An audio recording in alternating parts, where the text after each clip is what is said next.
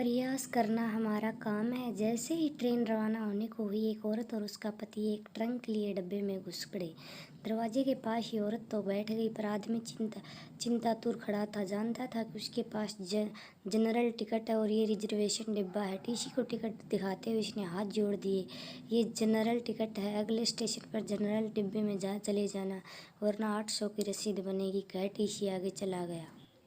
पति पत्नी दोनों बेटी को पहला बेटा होने पर उसे देखने जा रहे थे। सेठ ने बड़ी मुश्किल से 2 दिन की छुट्टी और 700 रुपये एडवांस दिए थे।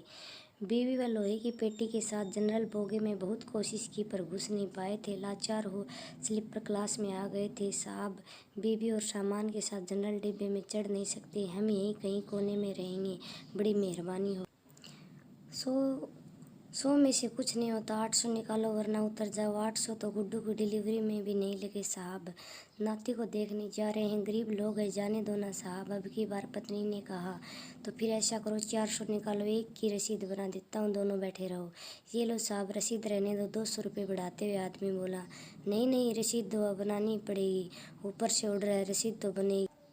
चलो जल्दी 400 निकालो वरना स्टेशन आ रहा है, उतरकर जनरल बोगी में चले जाओ। इस बार कुछ डांटते हुए टीसी बोला।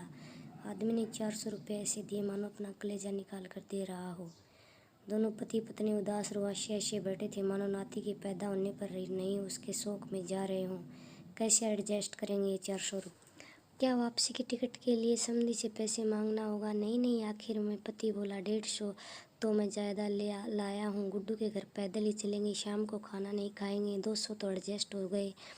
और हाँ, आते वक्त पैसेंजर से आएंगे, 100 रुपये बचेंगे, एक दिन ज़रूर ज़्यादा लगेगा। सेठ भी चिल्लाएगा, मगर मुन्ने के लिए सब सह लूँगा, मगर फिर भी ये तो 300 ही हुए। ऐसा कहते हुए नाना नानी की तरफ से जो हम सो देने वाले थे ना, अब दोनों मिलकर सो देंगे, हम अलग थोड़े ही हैं। हो गए ना 400 एडजस्ट, पत्नी ने कहा, मगर मुन्ने की कम करना।